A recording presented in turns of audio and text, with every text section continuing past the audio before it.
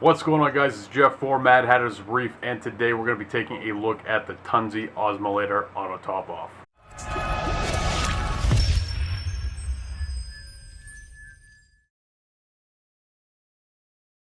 Hey guys, what's going on? It's Jeff for MadHattersReef.com, and today we're going to be taking a look at the Tunze Osmolator. And if you don't know what that is, it's an auto top off. And what an auto top off does is it basically replenishes the water in your saltwater aquarium, helping you create a more stable environment. And when you open it up, you're going to see a couple of instruction manuals as well as some warranty stuff.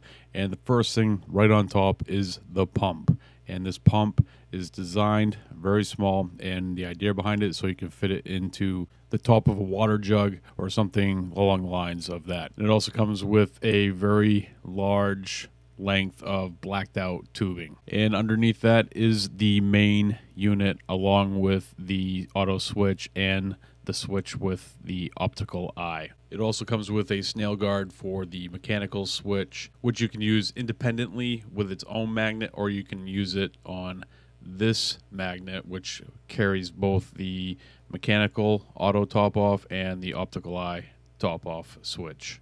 And underneath your magnets, you'll find a white box which will have your power plug for your head unit of the Tunze Osmolator Auto Top Off. And this is everything that you'll get with the Tunze Osmolator 3155. And overall, total package, pretty awesome. Unexpected to get the hose and all that stuff. So thumbs up to Tunze on that. So now we're going to get into the setup of the auto top off. And I'm going to make some adjustments right out of the gate to kind of gear it towards my desires of the way that I want it to operate. And a lot of people have complained about hooking the Tunze up to a Apex, which I'm not going to be doing right off the bat. I'm going to be running it on its own agenda, and eventually I probably will hook it up to the Apex, but not for right now. I kind of want to feel it out and see how it's going to operate. So the first thing that I'm going to do here is I'm going to take it apart, and I'm going to adjust the pump flow internally on the water level control unit. And for doing this, all you need to do is open it up, and there's this little red knob with an arrow. And depending on how you turn the red knob, it will either increase or decrease the amount of flow that is going through the pump. And I don't know if you can see right there, but it says nano, and then on the other side it says max.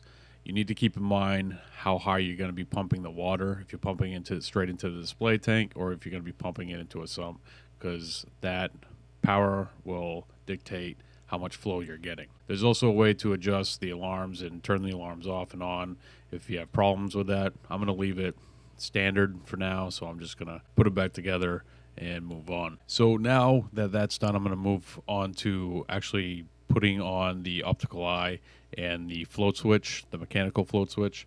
And it's pretty straightforward. All you do is you kind of feed the wire through, then pull it back and turn it into place. And with the mechanical float switch, it's a little bit different. You're going to install that upside down. And the reason that you do this is this switch actually shuts off the auto top off if the water level goes too high. And Tunze also supplies you a smaller magnet, which you can also install the mechanical auto switch onto, and this will give you a bigger zone for, the point of where it starts filling up to the point where it shuts off. And for me personally, I don't really see the benefit in that, so I'm just going to go ahead and install the optical eye and the mechanical float switch on the main magnet. Next up, I'm going to set up the pump, and I'm basically going to do everything that I can before I actually go ahead and install it into the container which it's going to be in. And this hose is really awesome. I was impressed with it. I'm surprised that they give you that, and it's blacked out, so that's going to help you with algae growth, making sure that they're not getting clogged up with a bunch of debris in there. And it's pretty lengthy. I was surprised by that. I actually used less of it when I did this install as opposed to what I actually have left, and I'm going to hold on to it because you never know when you're going to need something like that. And now that I have everything ready to go, I'm putting the magnet into the sump, and where my water level drops off in my sump is in the return side of it, and as you can see the watermarks there, and that's why it needs to go in that section of the sump. Next up, this is my bin. I've had this for probably 5 or 6 years and just have never used it. It's a 20-gallon Brute container, so you know it's food grade safe, which is very important when it comes to reef aquariums. And Brute trash cans have been used in the hobby for years. I'm not going to maximize the usage of this trash can.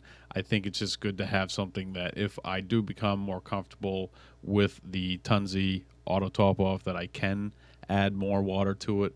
I think starting out that I'm only going to put about 5 to 7 gallons in there at a time. I really just wouldn't be comfortable with putting the full 20 gallons into that trash can, not knowing if that auto top off would have a bad day and pump all that fresh water into my saltwater aquarium. Like I said, I'm not saying right now that I'm not going to utilize it completely, but I do think that this auto top off needs to prove itself to me before I become that comfortable with it.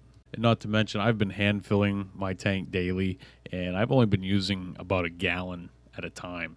So 7 gallons in this tank, that should last me the week, which is perfect, really, in my opinion.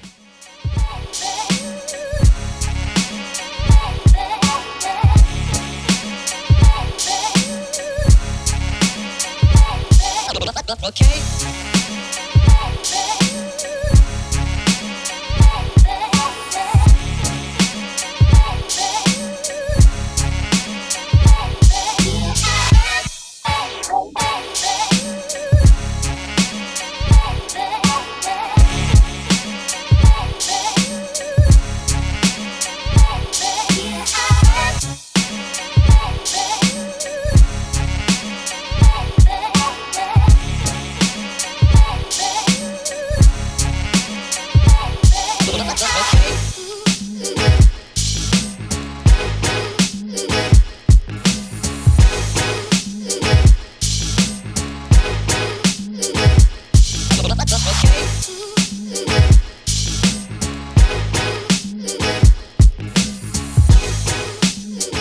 We have some fabulous live music later on, but right now here's the kind I prefer.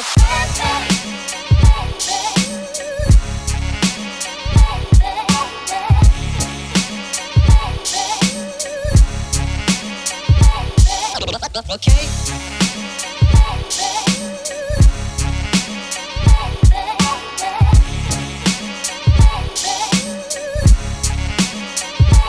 Faithful and brave.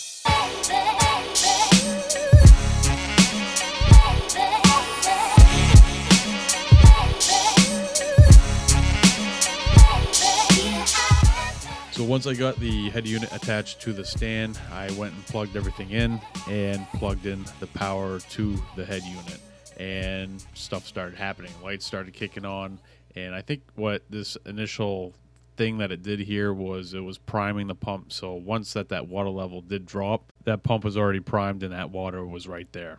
And finally, to illustrate it for you guys, I'm going to go ahead and adjust the magnet to get this going, but it kicks on and it works. And I have this turned down pretty low, so it's pretty responsive, and I'm very impressed with it overall. Alright guys, that's going to do it for today's video. If you're new to Mad Hatter's Reef, please hit the subscribe button. If you are a current subscriber of Mad Hatter's Reef, bell me. What it's going to do is it's going to keep you up to date every time I upload a video. If you guys enjoyed the video, hit the like button, and I'll see you guys next time right here with a brand new video.